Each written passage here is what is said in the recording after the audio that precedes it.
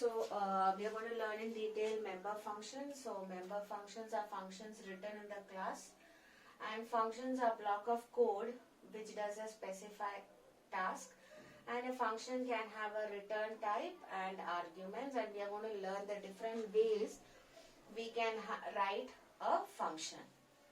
So the first way is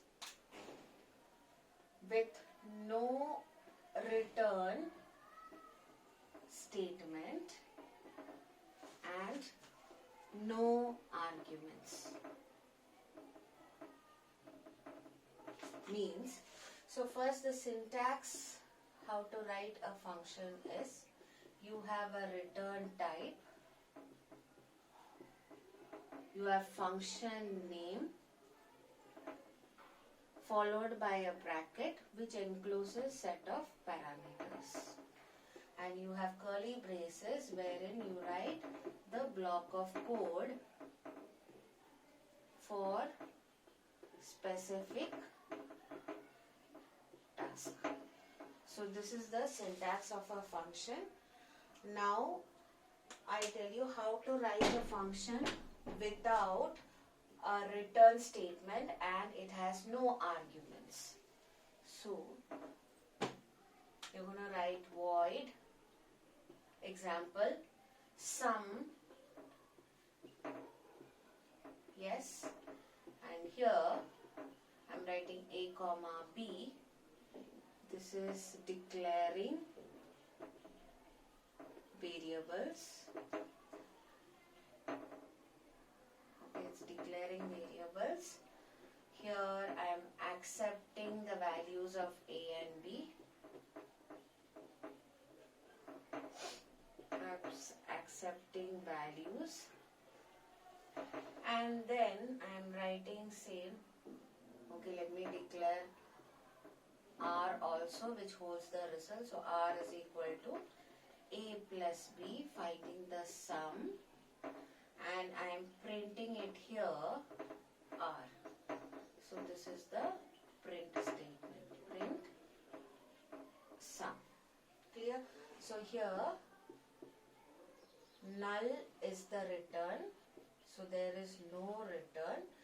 Here this is the function name sum, and here it is empty, means it has no arguments and it's not taking any data from the outside. Clear? So this is an example of no return statement and no arguments. Next example,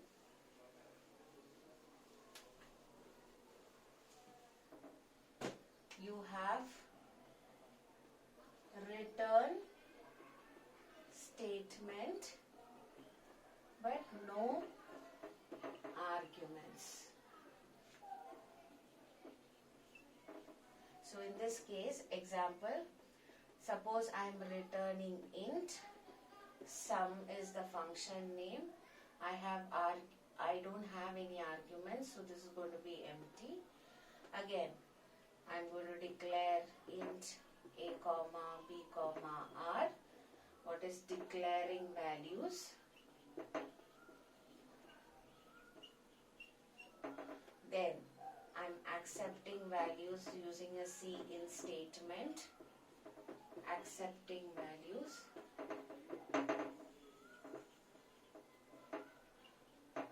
Then I am finding the sum, a plus b, finding sum.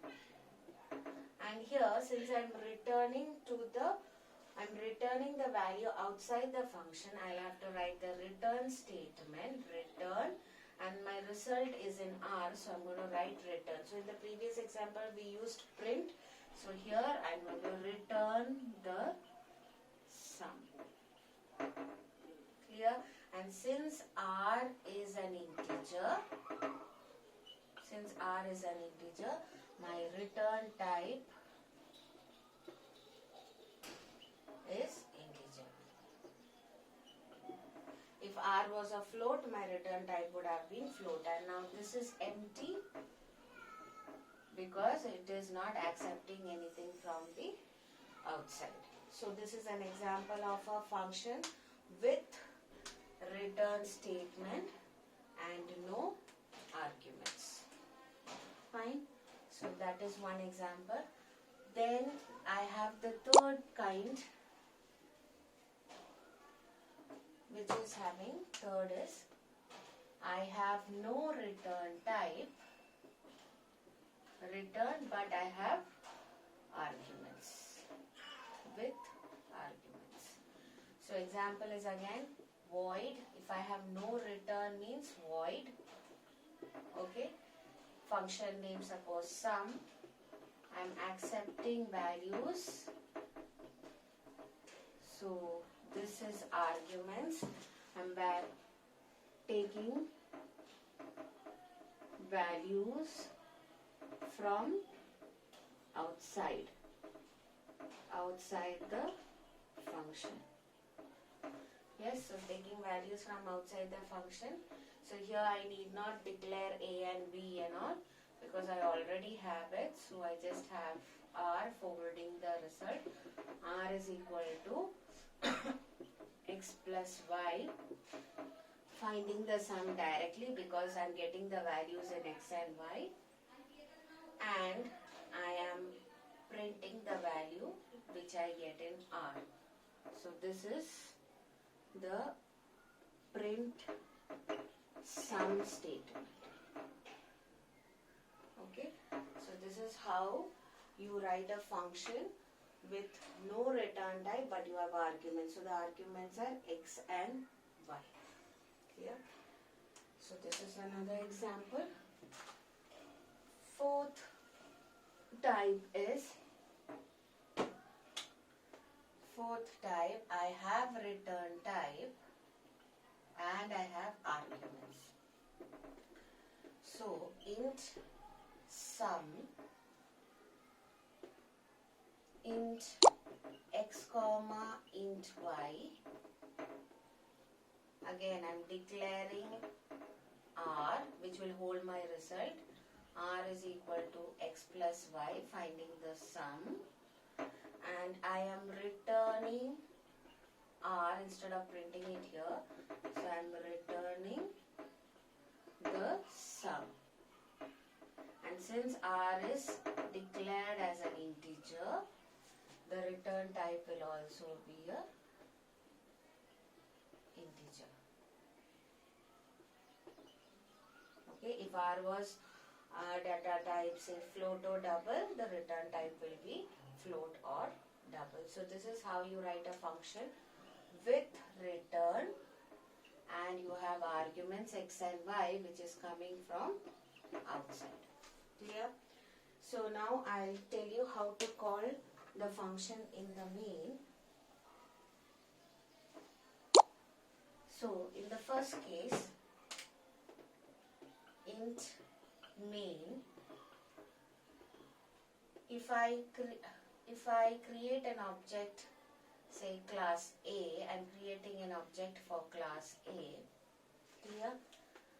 And if I call object dot sum with an empty bracket, this is going to call the function with no return and no arguments.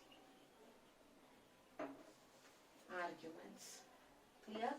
And if I write object dot sum 10 comma 20, so 10 will get copied to x in the previous example and y 20 will get copied to y. In that case, this function is going to with no arguments, with no return and has arguments. Clear? And if I am writing object, say I am declaring a value, say int result, which is going to hold the value coming from the function. So result is equal to dot, if I say like this, that means this is going to call the function with return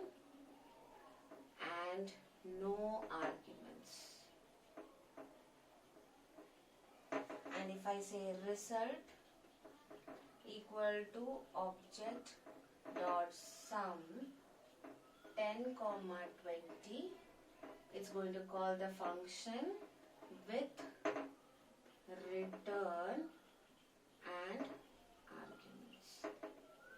So this is the different ways you can call the function which we have already specified earlier. So I'm creating, this is my class which I already showed, class A, okay, and this is my object.